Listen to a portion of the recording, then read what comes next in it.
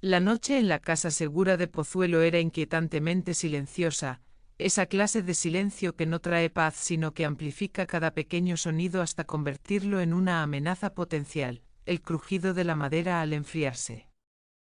El susurro del viento entre los árboles del jardín, el zumbido distante de un coche pasando en la calle. Ángela López estaba de pie junto a la ventana del segundo piso, su figura apenas una silueta recortada contra la débil luz que entraba de las farolas. Las cortinas, entreabiertas lo justo para permitirle vigilar sin ser vista desde afuera, había estado allí durante más de una hora, inmóvil como una estatua, sus ojos escaneando metódicamente cada sombra, cada movimiento, buscando cualquier señal de peligro.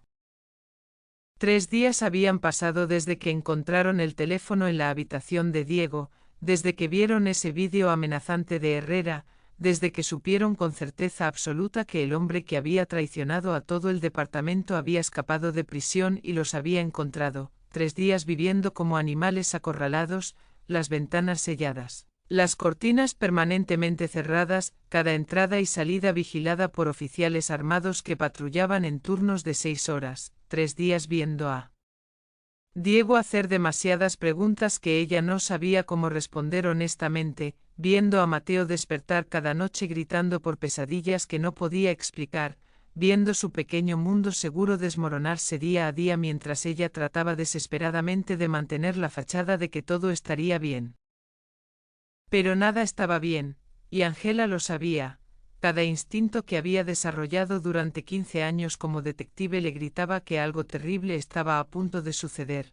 Era esa sensación visceral, ese hormigueo en la nuca que había aprendido a nunca ignorar, el mismo que la había salvado de emboscadas y trampas innumerables veces en el pasado.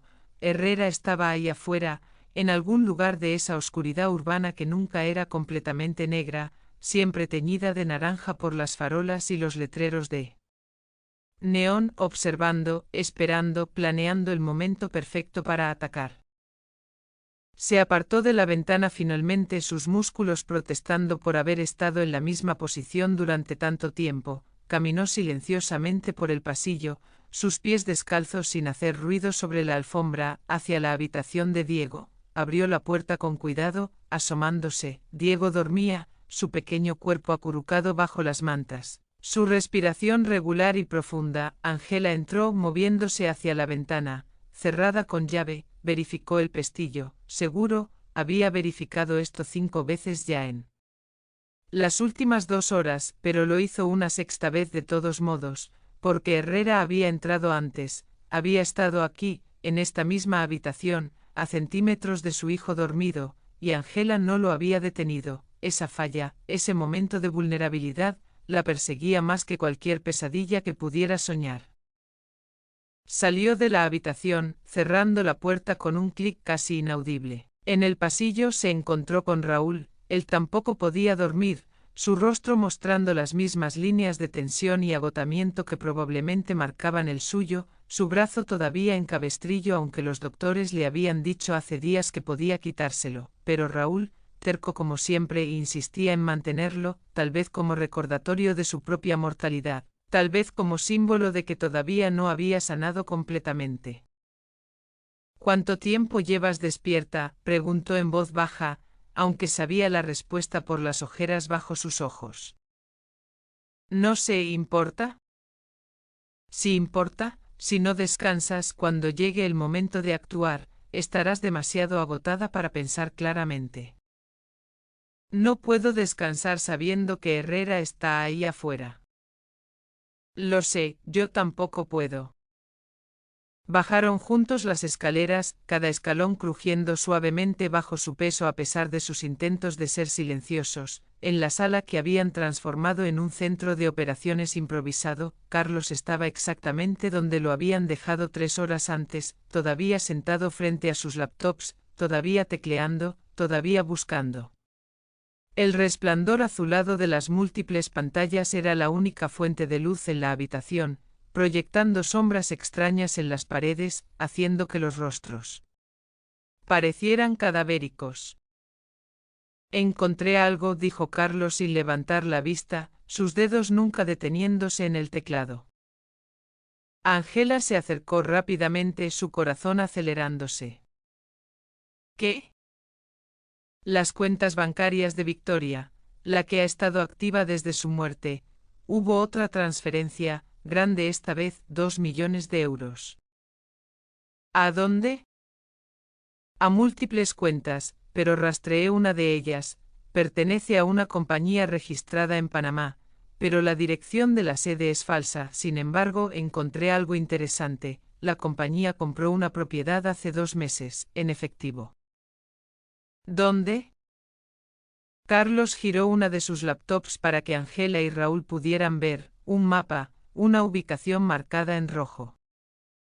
Marbella, villa de lujo, con vista al mar y según las cámaras de seguridad del vecindario que logré hackear. Tecleó algo más, un vídeo apareció granulado, nocturno, pero suficientemente claro. Una villa, iluminada, y en la terraza 2 figuras. Un hombre reconocible por su constitución robusta incluso a distancia. Inspector Vega. Y una mujer. Angela entrecerró los ojos tratando de ver mejor. La mujer llevaba un sombrero de ala ancha, gafas de sol a pesar de ser de noche, como si conscientemente estuviera evitando ser identificada, pero algo en su postura, en la manera en que se movía. ¿Quién es ella?, preguntó Angela, aunque una parte de ella, esa parte instintiva que había aprendido a confiar, ya tenía una sospecha aterradora. No lo sé, he intentado mejorar la imagen pero la resolución es muy baja, y ella es cuidadosa, siempre se mantiene en las sombras, siempre cubre su rostro. Pero está con Vega. Sí, basándome en el lenguaje corporal, ella es quien manda, Vega le está reportando, no al revés. Angela sintió un escalofrío recorrer su espalda. Así que Vega era parte de esto, todo el tiempo. Parece que sí, y quien quiera que sea esta mujer, ella es importante, posiblemente la nueva líder después de Victoria. O tal vez, dijo Raúl lentamente, ella siempre fue la líder real, y Victoria era solo la cara pública. Esa idea era aterradora en su simplicidad, y si Victoria, con todo su poder, toda su influencia, había sido solo una marioneta, una fachada, y la verdadera persona tirando de los hilos había estado escondida todo este tiempo. El teléfono de Angela vibró interrumpiendo sus pensamientos, lo sacó mirando la pantalla, mensaje de texto, número desconocido, su estómago se contrajo. Abrió el mensaje con dedos que temblaban ligeramente. Cansada de esconderte, Angela, yo también estoy cansado de esperar, es hora de terminar esto, pero no aquí. No en tu pequeña fortaleza, en algún lugar significativo, en algún lugar donde todo comenzó, ¿recuerdas, H? Donde todo comenzó, Angela frunció el ceño.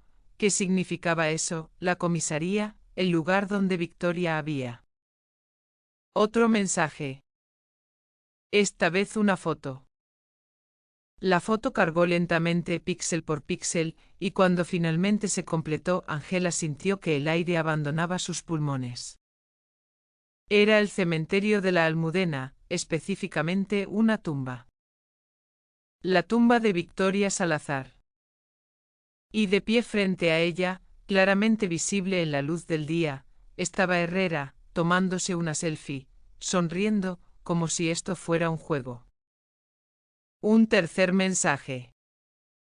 Esta noche 22:00, la tumba de Victoria, ven sola, o Raúl tiene un accidente, uno fatal esta vez, H. Angela le mostró el teléfono a Raúl, su rostro se endureció. Es una trampa obvia. Lo sé. No irás. Tengo que hacerlo, te amenazó directamente. Y si vas, probablemente te matará. Probablemente, pero si no voy, definitivamente intentará matarte, y no puedo perder a nadie más. Carlos había dejado de teclear, observándolos. Si vas, necesitamos un plan, uno sólido, no improvisación. De acuerdo, dijo Angela, entonces hagamos un plan, Uno que funcione esta vez. Pasaron las siguientes 3 horas planificando con meticulosidad casi obsesiva, repasando cada detalle, cada posible contingencia, cada manera en que esto podría salir mal y cómo responderían. El cementerio de la Almudena era vasto, 80 hectáreas de terreno ondulado lleno de miles de tumbas, mausoleos, capillas, caminos serpenteantes y espacios abiertos. Encontrar todos los puntos de entrada y salida fue solo el primer paso. Carlos logró hackear el sistema de seguridad del cementerio, dándoles acceso a las 12 cámaras distribuidas por el lugar, aunque admitió que había muchos puntos ciegos, áreas donde las cámaras no alcanzaban. La tumba de Victoria está aquí, Carlos señaló en el mapa desplegado sobre la mesa, marcando una ubicación en el sector 14, es relativamente abierta, no muchos árboles alrededor, lo cual es bueno y malo. Bueno porque podemos ver a Herrera acercándose, dijo Raúl. Malo porque Angela será un blanco fácil, completó Angela. Exactamente. ¿Qué hay cerca que podamos usar como puntos de observación? Carlos amplió el mapa digital en su laptop. Aquí hay una capilla abandonada, 50 metros al noreste de la tumba. Ha estado cerrada durante años según los registros, pero estructuralmente parece sólida. Podríamos posicionarnos allí. ¿Línea de visión clara? Sí, y hay ventanas rotas que podríamos usar. ¿Y si Herrera también piensa en eso, si pone a alguien allí primero? Por eso vamos temprano, mucho antes de las 22 horas, aseguramos la posición antes que él. Angela estudió el mapa, visualizando la escena. Necesito llevar algo más que solo mi arma, chaleco antibalas, obviamente, pero ¿qué pasa con comunicación? Transmisor bidireccional. Carlos sostuvo un dispositivo diminuto, casi del tamaño de una píldora. Este es de última generación, alcance de 3 kilómetros, encriptado con algoritmo militar. Incluso si Herrera tiene equipo de intercepción, no podrá descifrar la señal. ¿Cómo lo activo? Ya está activado. Solo habla normalmente, nosotros te escucharemos y tú nos escucharás. Angela lo tomó sintiéndolo apenas pesar en su mano. ¿Y si Herrera me registra, si busca dispositivos? Por eso también llevarás esto. Carlos sacó otro dispositivo, este aún más pequeño, prácticamente invisible, GPS subcutáneo, se inyecta bajo la piel, aquí, señaló su propio brazo, justo debajo del bíceps. Duele un poco al inyectarse pero después ni lo sientes, y es imposible de detectar sin equipo médico especializado.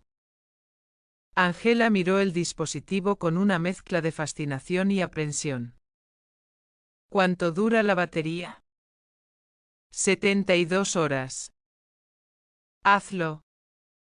Carlos preparó la inyección, esterilizó el área, insertó el dispositivo bajo la piel de Angela. Ella hizo una mueca pero no se quejó.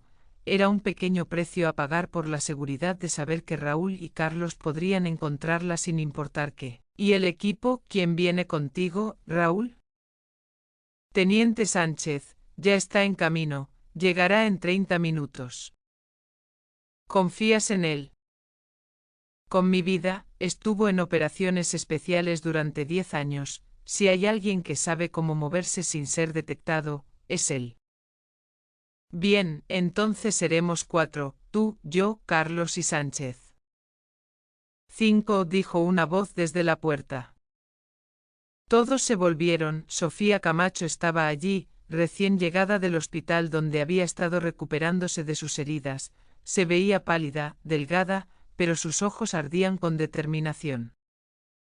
Sofía, ¿qué haces aquí?, preguntó Angela. Deberías estar descansando. He descansado suficiente, y esto es personal para mí también. Victoria me torturó, Elena me engañó haciéndome pensar que estaba muerta. Quiero estar allí cuando caigan. Es peligroso. Todo lo que hemos hecho en los últimos 3 meses ha sido peligroso. No voy a quedarme sentada mientras ustedes arriesgan sus vidas. Angela miró a Raúl, quien se encogió de hombros. Un médico forense podría ser útil, si las cosas salen mal. No digas eso, Angela lo cortó, las cosas no saldrán mal, no esta vez. Pero incluso mientras decía las palabras, sabía que eran huecas, las cosas siempre podían salir mal, y probablemente lo harían. El teniente Sánchez llegó a las 11 de la mañana, era exactamente como Raúl lo había descrito, delgado pero musculoso, cabello cortado al ras estilo militar, ojos que evaluaban todo constantemente sin parecer hacerlo, moviéndose con esa economía de movimiento característica de los soldados profesionales, sin energía desperdiciada, cada gesto con propósito. Vestía ropa civil oscura, pero Angela podía ver las líneas de un chaleco antibalas debajo de su chaqueta y la forma reveladora de una pistola en su cintura. Detective López, dijo extendiendo su mano, su apretón era firme pero no agresivo, he oído mucho sobre usted, el caso Salazar fue impresionante. Gracias, Raúl te puso al día sobre la situación. Sí, operación de captura en el cementerio de la Almudena, objetivo, Herrera, excomisario, considerado extremadamente peligroso, usted será el señuelo, nosotros el equipo de respaldo. Correcto, ¿alguna pregunta? Solo una, estamos seguros de que Herrera vendrá solo. Era una buena pregunta, una que Angela había estado evitando pensar demasiado. No admitió, no estamos seguros, podría traer refuerzos, por eso necesitamos estar preparados para múltiples hostiles. Entendido, tengo equipo en mi coche, visores nocturnos, munición extra, granadas de aturdimiento si las necesitamos. Bien, tráelo todo. Pasaron las siguientes horas revisando el plan una y otra vez, refinándolo, buscando debilidades, creando planes de contingencia para cada escenario posible. A las 4 de la tarde, habían cubierto todo lo que podían cubrir, ahora solo quedaba la ejecución. Angela subió al segundo piso, necesitando un momento a solas antes de lo que vendría, entró a la habitación de Diego y Mateo, ambos estaban jugando en el suelo, construyendo algo con bloques de Lego. Sus voces suaves mientras discutían sobre dónde debería ir la siguiente pieza, se veían tan normales, tan inocentes, completamente ajenos al peligro que los rodeaba constantemente. Angela se sentó en el borde de una de las camas, observándolos. Diego levantó la vista, notando su presencia. Hola, mamá. Hola, cariño, ¿están construyendo? Un castillo, con torres y todo. ¿Quieres ayudar? Angela sonrió aunque sentía lágrimas amenazando. Me encantaría, pero mamá tiene que salir por unas horas esta noche. La sonrisa de Diego se desvaneció. ¿De nuevo? Sí, pero es la última vez, lo prometo, después de esta noche todo volverá a la normalidad. ¿Lo prometes de verdad? Lo prometo. Era una promesa que tal vez no podría cumplir, pero en ese momento, viendo la esperanza en los ojos de su hijo, no podía decir otra cosa. Pasó la siguiente hora con ellos, jugando, riendo, creando memorias que esperaba no fueran las últimas. A las 6, los llevó abajo para cenar. Sofía había cocinado, algo simple pero nutritivo, comieron juntos, la conversación forzadamente ligera, tratando de mantener las apariencias de normalidad. A las 7 Angela llevó a los niños de vuelta arriba, los bañó, los metió en pijamas, les leyó un cuento. Diego se durmió primero, su cabeza hundiéndose en la almohada, su respiración volviéndose profunda y regular. Mateo luchó contra el sueño un poco más, sus ojos cerrándose y abriéndose, hasta que finalmente se rindió. Angela se quedó sentada entre las dos camas durante largos minutos, solo mirándolos, memorizando cada detalle de sus rostros, grabándolos en su mente, porque si esta noche salía mal, si Herrera ganaba, quería que su último pensamiento fuera esto, sus hijos. Seguros, amados. Finalmente se levantó, besó la frente de cada uno, y salió de la habitación, cerrando la puerta suavemente detrás de ella. Abajo el equipo estaba listo, Raúl con su chaleco antibalas completo, múltiples armas, Sánchez similarmente equipado, Carlos con su mochila llena de tecnología, Sofía con un maletín médico de emergencia. Ángela se cambió en el baño poniéndose su propio chaleco, verificando sus armas, Glock en su cintura, Walter PPK en su tobillo, cuchillo táctico en su muslo, transmisor en su oído, GPS bajo su piel. Estaba lista. A las 20:30 salieron 2 coches, Ángela en su Renault, los demás en el Seat de Raúl. El cementerio esperaba. Y con él las respuestas. O la muerte. El cementerio de la Almudena de noche era un lugar que parecía existir fuera del tiempo, suspendido entre el mundo de los vivos y el de los muertos. Las farolas distribuidas escasamente por los caminos principales creaban islas de luz amarillenta que solo servían para hacer las sombras circundantes más profundas, más amenazantes.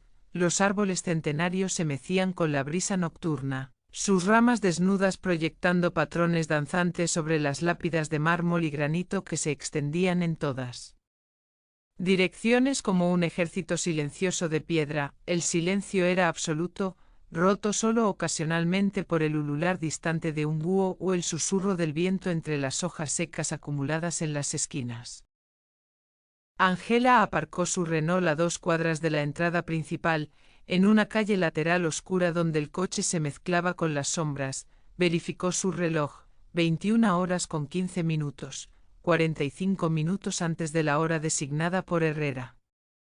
Tiempo suficiente para que Raúl y el equipo se posicionaran en la capilla abandonada, para que establecieran líneas de visión claras, para que prepararan todas las contingencias que habían planificado meticulosamente durante horas.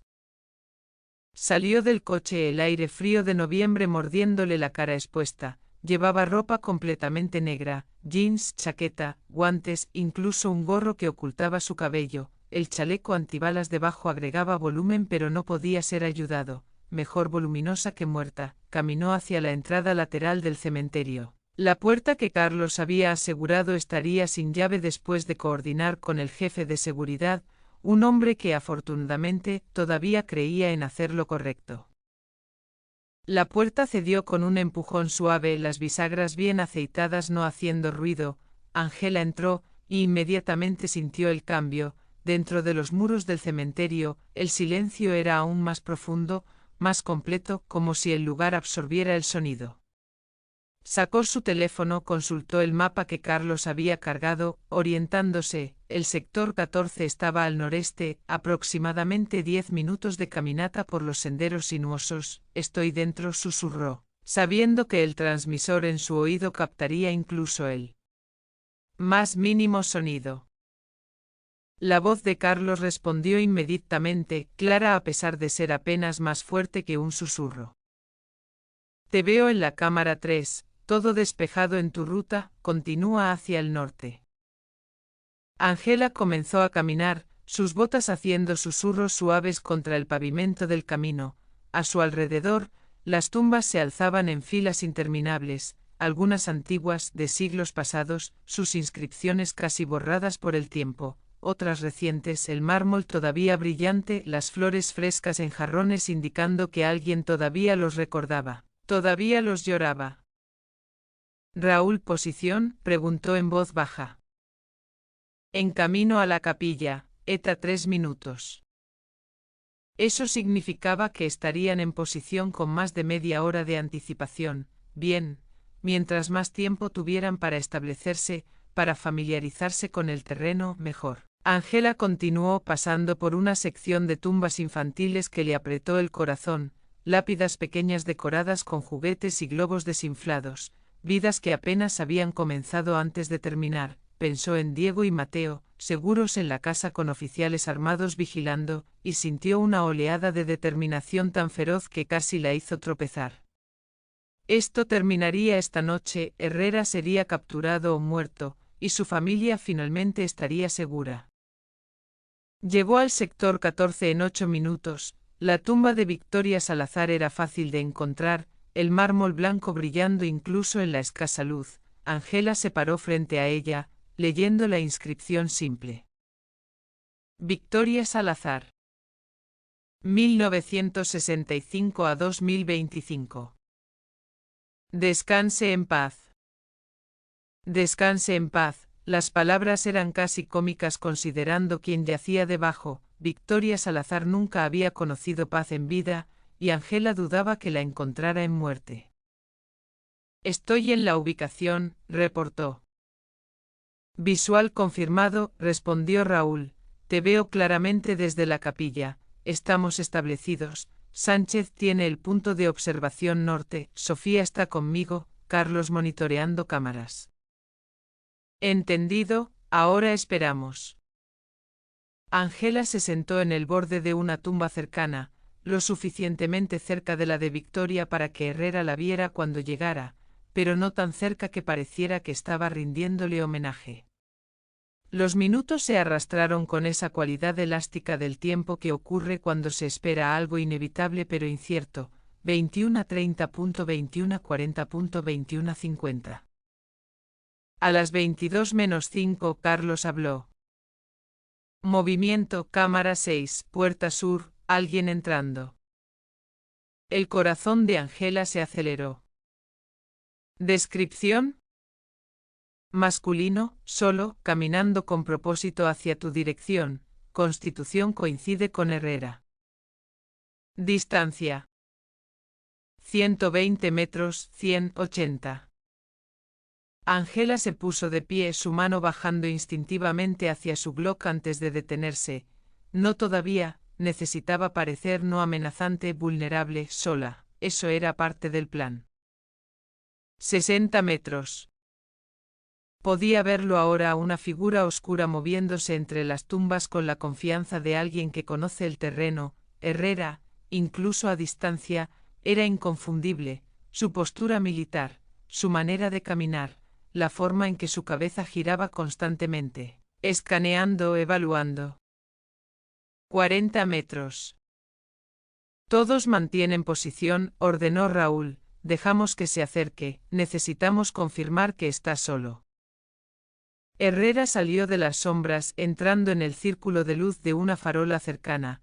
Se veía diferente de la última vez que Ángela lo había visto, más delgado, más duro. La prisión había dejado marcas, pero sus ojos, cuando finalmente se encontraron con los de Ángela, ardían con la misma intensidad, el mismo odio controlado. Se detuvo a 5 metros de distancia. Ángela. Herrera. Viniste sola, sabía que lo harías. Amenazaste a Raúl, no tuve opción. Herrera sonrió, pero no había humor en ello. Siempre hay opciones, tú simplemente haces las predecibles, por eso eres tan fácil de manipular. ¿Manipular? ¿De qué hablas? De todo esto, de pequeño juego. ¿Realmente pensaste que yo, un excomisario con 30 años de experiencia, enviaría mensajes de texto descuidados? ¿Que me tomaría selfies frente a tumbas? Ángela sintió un escalofrío recorrerla. Entonces alguien más quería que vinieras aquí, y yo soy solo el mensajero. Herrera dio un paso al lado. Y de las sombras detrás de él, emergió otra figura. Una mujer. Alta, elegante, moviéndose con esa gracia controlada que Ángela había visto en el vídeo de Marbella. Dio otro paso adelante, saliendo completamente a la luz. Y Ángela sintió que el mundo se detenía. No. No era posible. No podía ser. Elena Vargas. Viva. De pie frente a ella. Sonriendo, esa sonrisa fría que Ángela recordaba demasiado bien de hacía 3 meses, antes de encontrarla supuestamente muerta en su apartamento. Hola, Ángela, dijo Elena, su voz suave pero clara en el silencio del cementerio. ¿Me extrañaste? Por un momento que pareció extenderse hacia la eternidad, Angela no pudo hacer nada más que mirar fijamente, su cerebro negándose a procesar lo que sus ojos veían con claridad cristalina. Elena Vargas, la mujer cuyo cuerpo había encontrado hace 3 meses, tendido en su cama con las muñecas cortadas, sangre empapando las sábanas blancas. Una nota de suicidio sobre la mesita de noche. Había estado allí, había visto el cadáver, había verificado personalmente que no había pulso, los forenses sabían. Confirmado la muerte, había asistido al funeral, había visto el ataúd ser bajado a la tierra. Pero aquí estaba. Respirando. Moviéndose. Hablando. No, no es posible, las palabras salieron de Angela como un susurro roto. Elena se rió, un sonido musical pero sin calidez, resonando entre las tumbas como el tintineo de campanas de cristal. No es posible, oh Angela, después de todo lo que has visto, después de todo lo que has vivido, ¿todavía crees en lo imposible?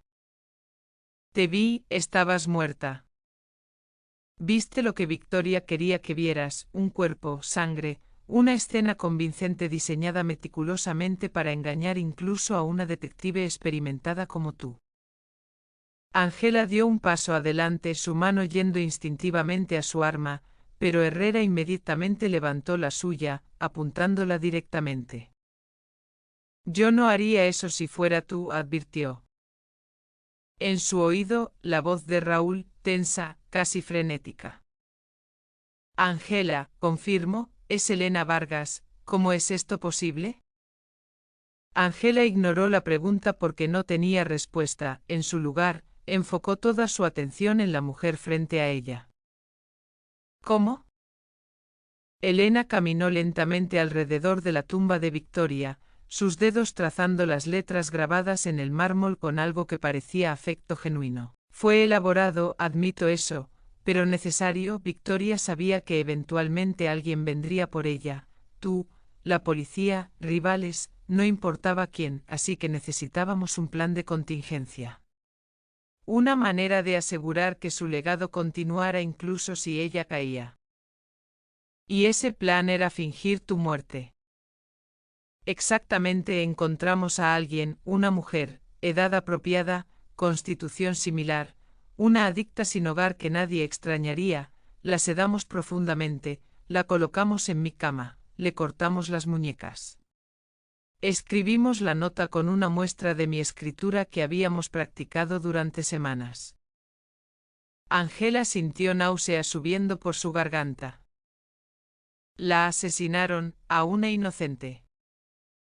Inocente. Elena levantó una ceja. Ella era una ladrona, Angela, una prostituta, una drogadicta que había hecho cosas terribles para alimentar su adicción. Su vida no tenía valor, le dimos propósito en muerte. Toda vida tiene valor. Qué noble, qué típicamente policía de ti, pero estamos divagando. La pregunta real, la que probablemente está quemando en tu mente, es cómo engañamos a los forenses. Era exactamente lo que Angela estaba pensando. Los forenses habían examinado el cuerpo, habían confirmado la identidad, habían firmado el certificado de defunción.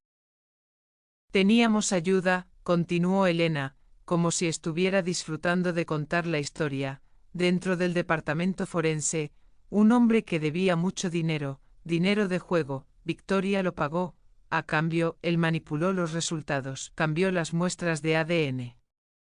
Alteró los registros dentales, firmó los papeles necesarios, y voila, Elena Vargas oficialmente muerta. ¿Y ese forense, dónde está ahora? Elena sonrió fría. Muerto, un aparente suicidio 2 semanas después, saltó de su apartamento, 7º piso, muy trágico. Lo mataron, para cubrir el rastro. Por supuesto, cabos sueltos, Angela, son peligrosos, hay que atarlos o cortarlos. Angela sintió rabia hirviendo en su pecho, pero la contuvo, necesitaba información, necesitaba entender. ¿Por qué? ¿Por qué todo este teatro? ¿Por qué no simplemente desaparecer? Elena dejó de caminar, volviéndose para mirar directamente a Angela. Porque Victoria no solo construyó una organización criminal, construyó un legado, una filosofía, una manera de hacer las cosas, y cuando murió, cuando tú la mataste. Yo no la maté, ella cayó, intenté salvarla. Mentira, la voz de Elena se elevó por primera vez, eco entre las tumbas, espantando a algunos pájaros nocturnos de los árboles cercanos. La empujaste, tengo prueba. Sacó su teléfono con un movimiento brusco, tocó la pantalla, se lo mostró a Angela.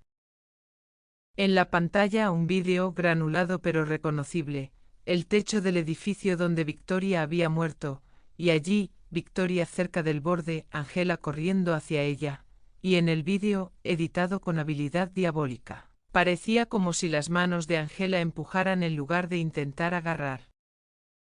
Esto es falso, dijo Angela, pero incluso a sus propios oídos sonaba débil, editado. Pruébalo, este vídeo será público, los medios lo verán, el mundo lo verá, y entonces, la heroica detective Angela López que derribó a la malvada Victoria Salazar será revelada como lo que realmente eres, una asesina. En su oído, Carlos hablaba rápidamente. Angela, ese vídeo es una falsificación. Puedo probarlo, los metadatos, la compresión, hay señales claras de manipulación digital. Pero probar que era falso tomaría tiempo, y para cuando lo hicieran, el daño estaría hecho. En la era de las redes sociales, la verdad importaba menos que la narrativa, y Elena estaba construyendo una narrativa poderosa. ¿Qué quieres?, preguntó Angela finalmente, su voz cansada. Quiero que sufras como yo sufrí. Victoria no era solo mi jefa, Angela, era mi familia, la única familia que tuve. Cuéntame, dijo Angela, y no era una táctica, era curiosidad genuina. ¿Por qué? ¿Qué te hizo Victoria que creara tanta lealtad? Elena miró hacia otro lado, sus ojos perdidos en memorias distantes. Hace 20 años, yo era nadie, una mujer atrapada en un matrimonio violento con un hombre que me golpeaba todas las noches, que me violaba, que me decía que no valía nada. Intenté irme, fui a la policía, ¿sabes qué hicieron? Nada. Porque mi esposo era policía también, un sargento, respetado, y yo era solo su esposa problemática. Su voz temblaba ligeramente ahora, emoción filtrándose. Una noche me golpeó tan mal que pensé que moriría, me rompió 3 costillas, me fracturó el cráneo, me dejó sangrando en el suelo de la cocina, y entonces Victoria llegó, estaba allí por negocios con mi esposo, algo sobre un pago que él debía. Y me encontró. Elena se volvió hacia Angela, lágrimas brillando en sus ojos pero no cayendo. Ella no me ignoró, no llamó a una ambulancia y se fue, ella me llevó, me cuidó, y cuando me recuperé, me ofreció una opción, volver con mi esposo, o unirme a ella, aprender, volverme fuerte, nunca ser víctima de nuevo. ¿Y tu esposo? 6 meses después, tuvo un accidente, su coche se salió de la carretera, golpeó un árbol, murió instantáneamente, la investigación concluyó que había bebido, pero yo sabía la verdad, Victoria lo había organizado por mí para liberarme. Angela sintió una mezcla de emociones, comprensión por el trauma de Elena, pero también horror por lo que había elegido convertirse. Elena, lo que te pasó fue terrible, pero eso no justifica. Justifica que vengarme de la mujer que mató a mi salvadora, de la mujer que destruyó todo lo que Victoria construyó, sí, Angela, sí lo justifica. Elena dio un paso más cerca, su voz bajando a un susurro amenazante. Y ahora vas a pagar, no con tu muerte, eso sería demasiado rápido, demasiado misericordioso, no vas a pagar con lo que más amas. El corazón de Angela se detuvo. ¿Qué quieres decir? Elena sonrió, y era la sonrisa de un depredador que ha acorralado a su presa. Tus hijos, Angela, Diego y Mateo, en este preciso momento, mis hombres están en camino a la casa segura, y cuando lleguen, No. Angela sacó su Glock, apuntando directamente a la cabeza de Elena. Herrera inmediatamente apuntó la suya a Angela. Un punto muerto. Dispárame, dijo Elena calmadamente, y Herrera te dispara, y luego nadie detiene a mis hombres, y tus hijos mueren, solos, asustados, preguntándose dónde está su madre. Raúl, Angela habló urgentemente, verifica la casa, ahora. Hubo un momento de silencio horrible mientras Raúl hacía la llamada, luego su voz tensa. No contestan, ninguno de los 4 oficiales. Manda unidades. Ya lo hice, pero están a 10 minutos. 10 minutos. Demasiado tiempo. Elena vio el pánico en los ojos de Angela y su sonrisa se amplió. Ahora entiendes, ahora sientes lo que yo sentí, impotencia, desesperación, sabiendo que la persona que amas está en peligro y no puedes hacer nada. Angela bajó su arma lentamente. ¿Qué quieres? Quiero que me sigas, ahora, sola, o la orden va, y tus hijos no ven el amanecer. Angela, no, Raúl en su oído, es una trampa. No tengo opción. Elena comenzó a retroceder, hacia las sombras, hacia la salida. Vamos, Angela, no tenemos toda la noche. Angela miró a Herrera, quien todavía tenía su arma levantada. ¿Y tú vas a ayudarla a lastimar niños inocentes? Algo pasó por el rostro de Herrera, duda, tal vez vergüenza. Yo. Victoria era mi hija, merecía venganza.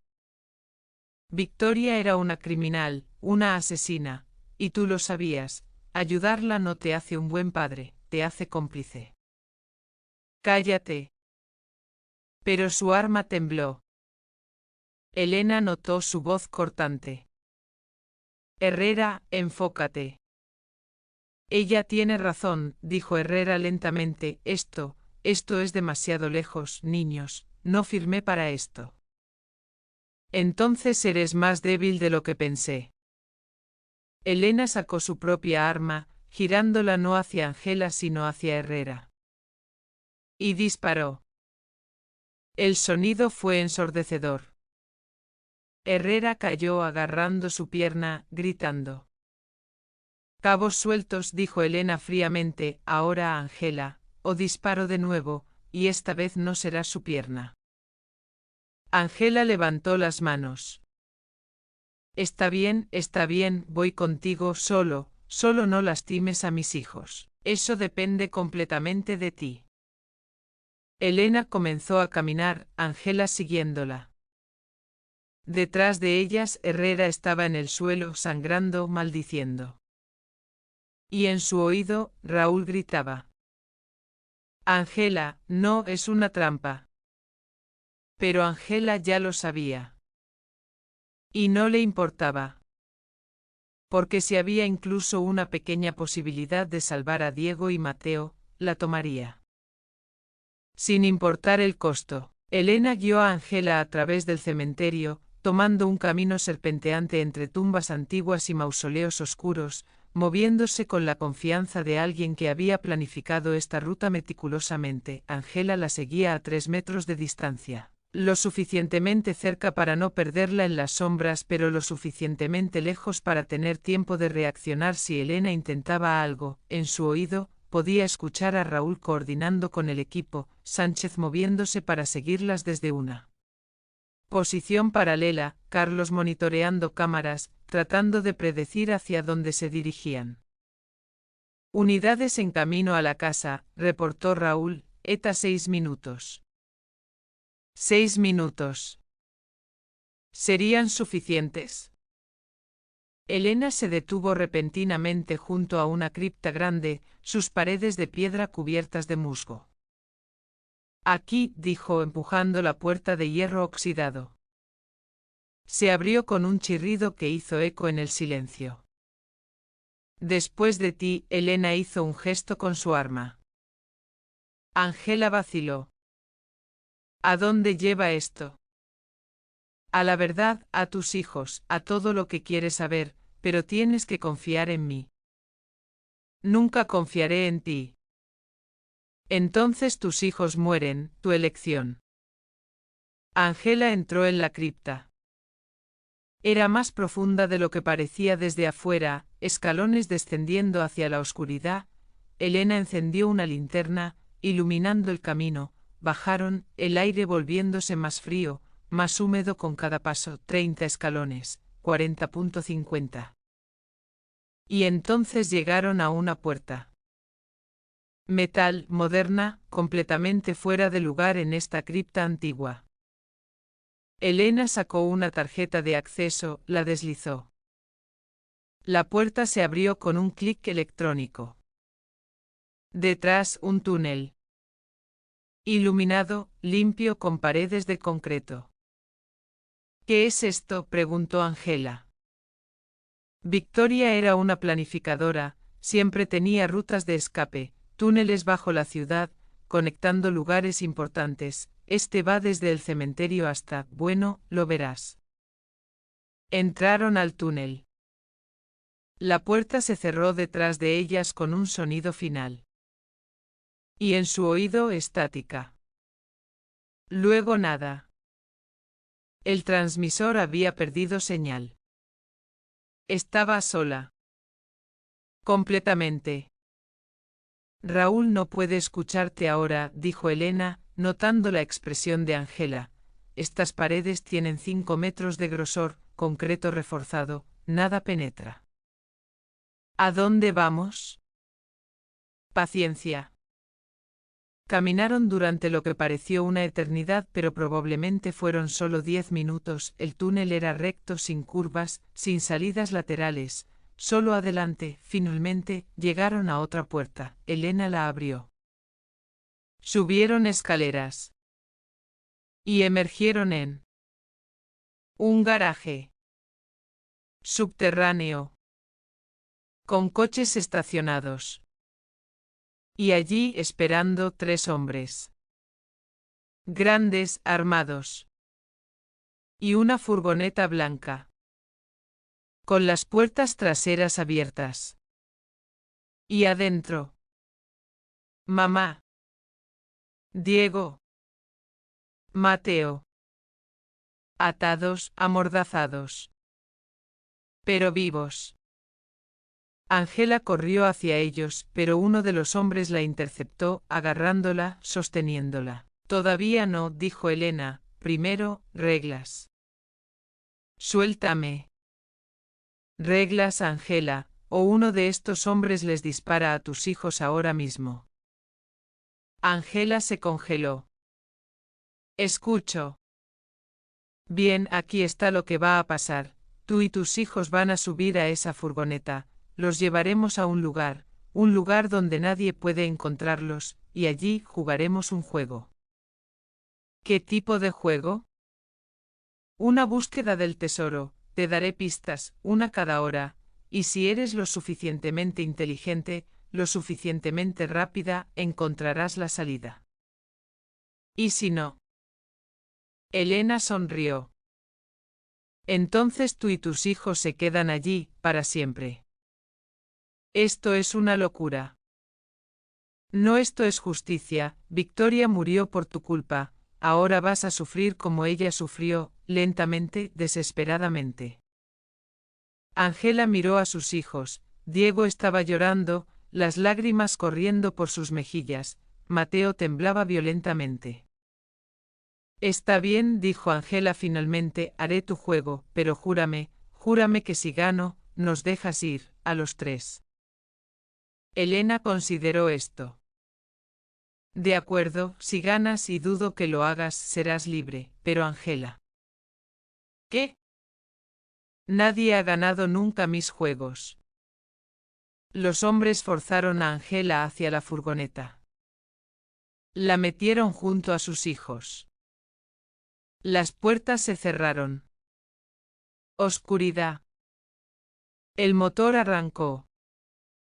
Comenzaron a moverse. Ángela abrazó a Diego y Mateo susurrando.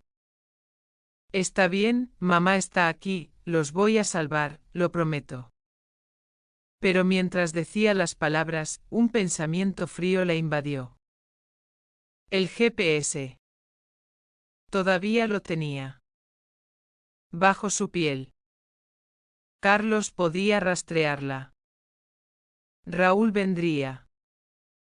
Solo necesitaba sobrevivir el tiempo suficiente.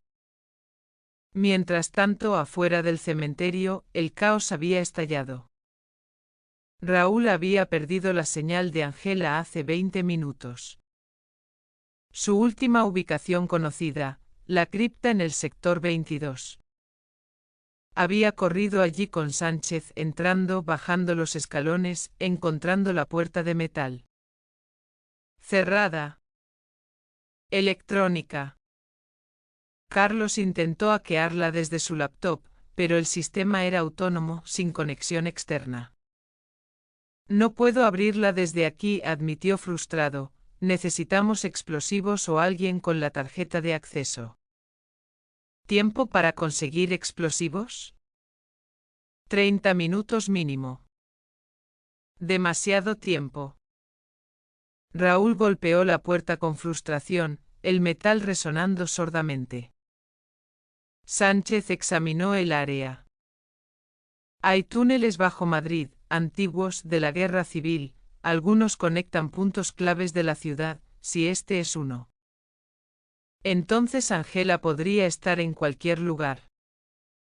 Carlos estaba tecleando frenéticamente. Espera, el GPS, todavía está transmitiendo. ¿Dónde? Moviéndose al oeste, rápido, está en un vehículo. Síguelo. Corrieron de vuelta al coche. Raúl condujo siguiendo las direcciones que Carlos gritaba. Gira a la izquierda, ahora a la derecha, recto por 2 kilómetros. El punto GPS se movía constantemente, manteniéndose siempre adelante de ellos. Dirección general. Saliendo de Madrid hacia Segovia. ¿Segovia? ¿Por qué Segovia? No lo sé, pero hay algo allí. Espera, estoy verificando propiedades asociadas con Elena Vargas o Victoria Salazar en esa área. Tecleó, esperó, tecleó más. Encontré algo, una propiedad, registrada bajo una compañía fantasma, pero rastreé la cadena de propiedad, lleva a Vega. ¿Vega compró una propiedad en Segovia? Sí, hace 2 meses, casa de campo aislada, 40 kilómetros al oeste de la ciudad. Esa tiene que ser. Raúl pisó el acelerador. El velocímetro subió 120, 140, 160 kilómetros por hora. Peligrosamente rápido, pero no había opción. ETA 35 minutos, dijo Carlos. Hazlo 25. En la furgoneta Ángela había logrado quitarse la mordaza después de 10 minutos de trabajo constante, frotándola contra el borde áspero del piso de metal hasta que finalmente cedió. Inmediatamente se giró hacia sus hijos, trabajando en las suyas, Diego primero, luego Mateo. Mamá, sollozó Diego cuando finalmente pudo hablar, tenía tanto miedo. Lo sé, cariño, yo también, pero estamos juntos ahora, y vamos a salir de esto. ¿Dónde nos llevan? No lo sé, pero tengo un plan. Eso era parcialmente cierto, tenía el GPS bajo su piel, Raúl la encontraría, solo necesitaba ganar tiempo. La furgoneta golpeó un bache lanzándolos a todos al costado. Ángela aprovechó el momento para examinar sus ataduras, cuerdas, gruesas pero no imposibles, sus manos estaban atadas frente a ella, lo cual era un error amateur. Comenzó a trabajar en el nudo con los dientes tirando, aflojando. ¿Qué haces?, susurró Mateo. Tratando de liberarnos, mantén la vista en la puerta, si se abre, me avisas. Mateo asintió, sus ojos enormes fijos en las puertas traseras. Angela trabajó durante 20 minutos más. Sus muñecas sangraban donde las cuerdas habían cortado su piel, pero finalmente el nudo cedió, sus manos estaban libres. Rápidamente trabajó en las ataduras de Diego, luego las de Mateo. Ahora, susurró, cuando esta furgoneta se detenga, van a abrir esas puertas, y cuando lo hagan, corren, ¿entienden? No esperan por mí, solo corren, tan rápido como puedan. Pero mamá. Sin peros, corren, y si ven policía, corren hacia ellos, si ven gente, gritan pidiendo ayuda, pero corren, prometido. Ambos niños asintieron, aunque lágrimas corrían por sus mejillas. La furgoneta comenzó a reducir velocidad. Se están deteniendo, susurró Angela, prepárense. El vehículo se detuvo completamente. Motor apagándose. Voces afuera. Las puertas traseras comenzaron a abrirse.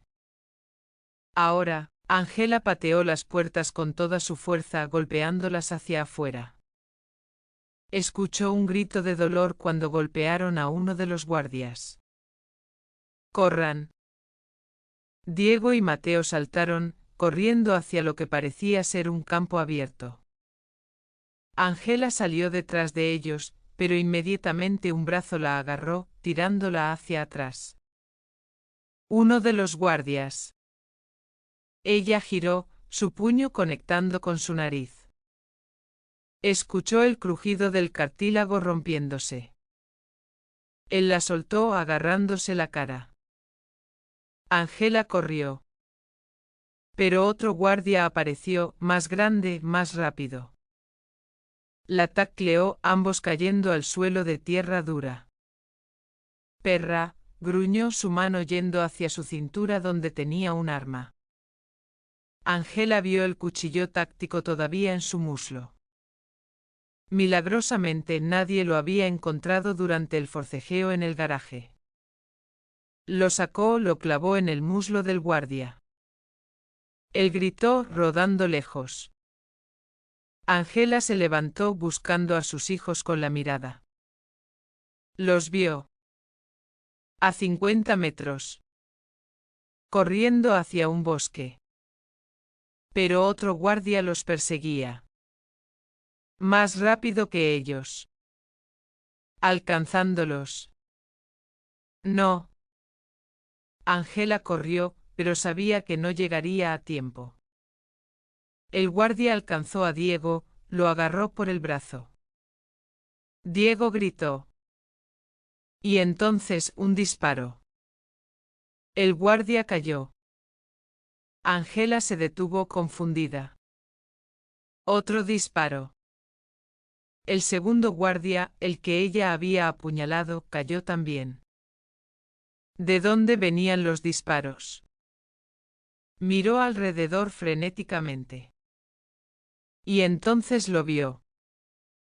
En el borde del bosque. Una figura. Con un rifle de francotirador. Disparó de nuevo.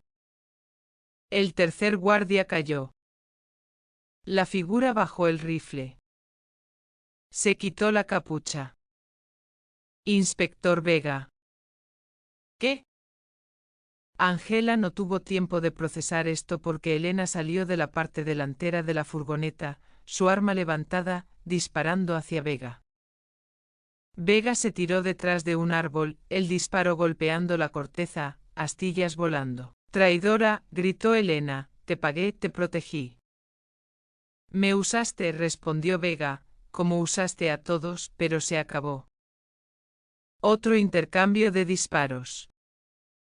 Angela aprovechó la distracción, corriendo hacia sus hijos, agarrándolos, tirándolos detrás de la furgoneta para cobertura. ¿Están bien? Ambos asintieron, demasiado aterrorizados para Ab, mientras más disparos resonaban. Angela se asomó. Vega había salido de su cobertura, avanzando hacia Elena con determinación letal. Disparó. Falló. Elena disparó de vuelta. Le dio en el hombro. Vega giró por el impacto pero no cayó. Disparó de nuevo. Esta vez le dio a Elena en la pierna. Ella cayó gritando. Vega se acercó su arma apuntando hacia abajo. Esto termina ahora. ¿Quién te dio el derecho?, jadeó Elena. Nadie, pero alguien tiene que detener esto, y parece que ese alguien soy yo. Levantó su arma. Espera. Angela se levantó corriendo hacia ellos.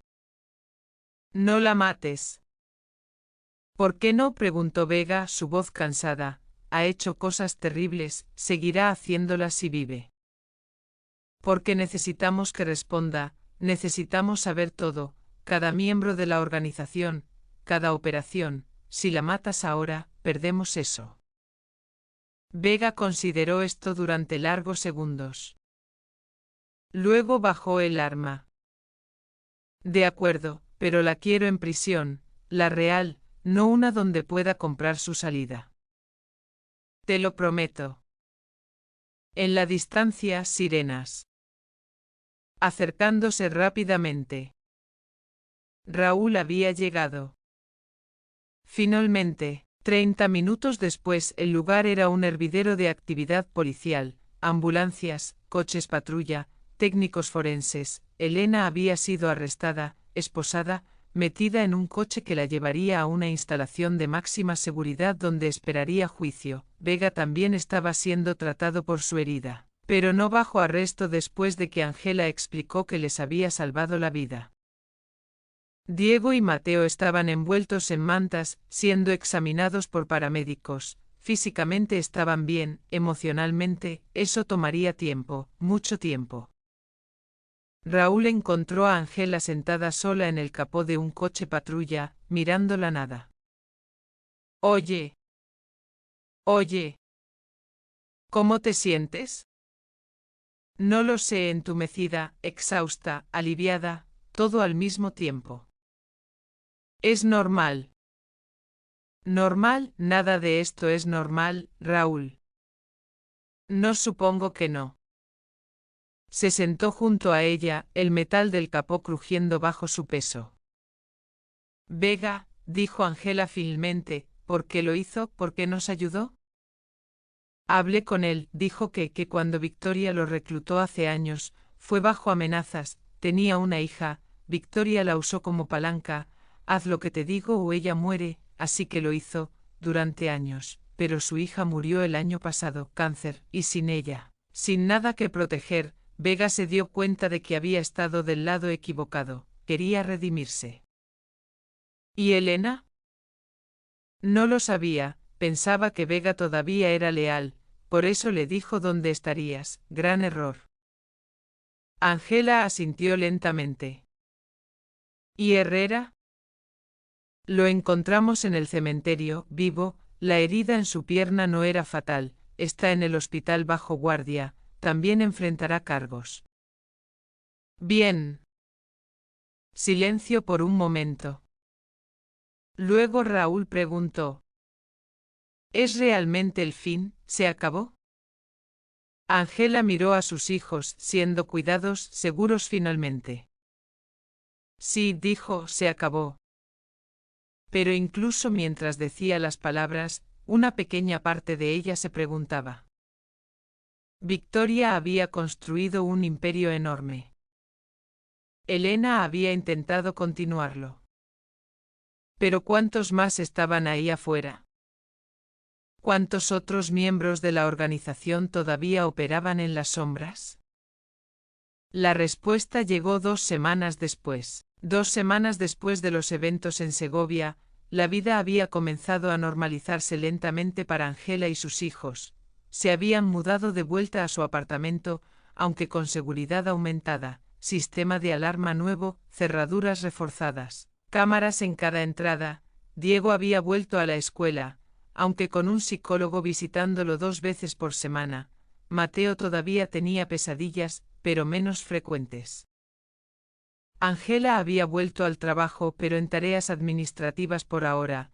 el departamento había insistido en que tomara más tiempo, pero ella necesitaba la estructura, la normalidad de la rutina. Elena Vargas estaba en prisión de máxima seguridad, enfrentando 52 cargos que iban desde asesinato hasta tráfico de personas. Su juicio estaba programado para dentro de 6 meses. Herrera también estaba en prisión, sus cargos igualmente graves. Vega había sido liberado después de que su testimonio resultó invaluable, identificando docenas de miembros de la organización de Victoria. La organización misma estaba colapsando, sin Victoria, sin Elena, sin Herrera, los diversos brazos se peleaban entre sí, algunos buscando llenar el vacío de poder, otros simplemente tratando de huir antes de ser atrapados. Parecía que finalmente verdaderamente había terminado. Y entonces llegó el paquete. Era un sábado por la mañana.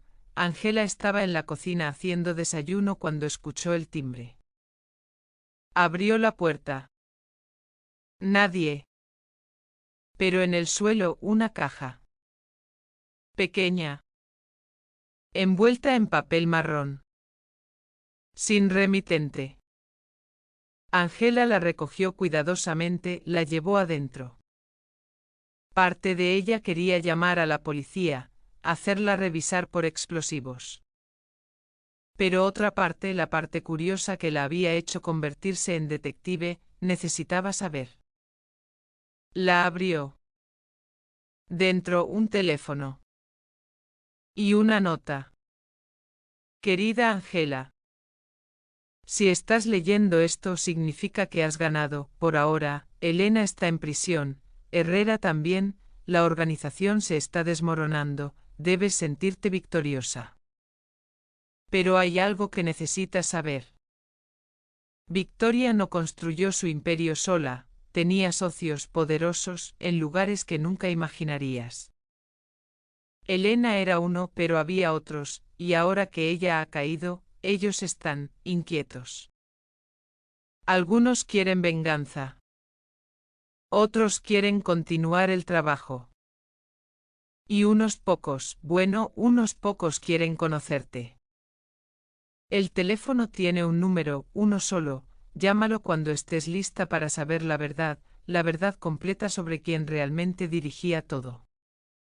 Pero ten cuidado, Ángela. Porque una vez que sepas, no podrás no saber. Y lo que descubras, cambiará todo. Un amigo. Ángela dejó caer la nota, sus manos temblando. Miró el teléfono. Tentador. Aterrador. Debería llamar. ¿O debería destruir el teléfono, quemar la nota, pretender que nunca llegó? Detrás de ella, escuchó las risas de Diego y Mateo jugando en la sala. Risas inocentes, felices. Seguras.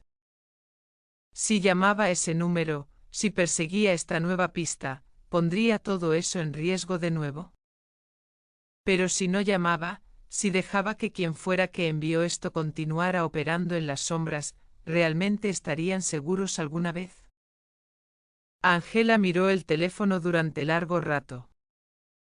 Luego lentamente lo encendió. Una pantalla apareció. Un solo contacto guardado. La verdad.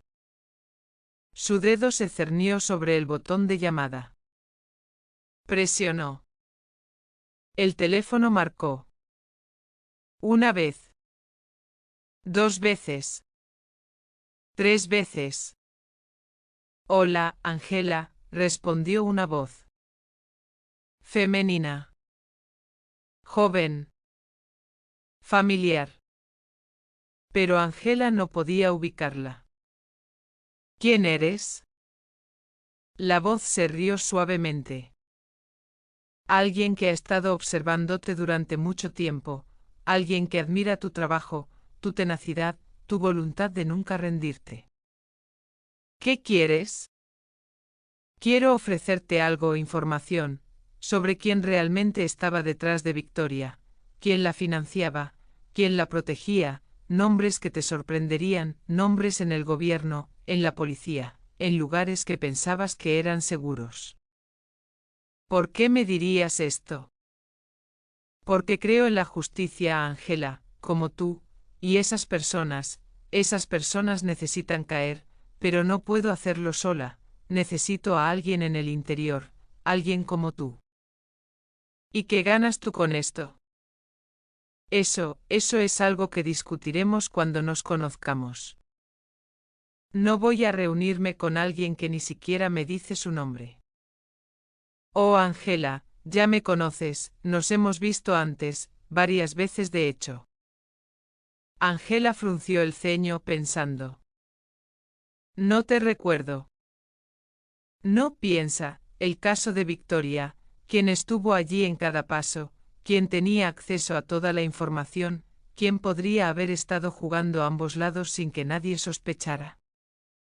El corazón de Ángela comenzó a latir más rápido. No. No podía ser. Sofía, risas al otro lado. Más cerca, pero no. Carlos. Frío. Entonces. Y entonces lo supo.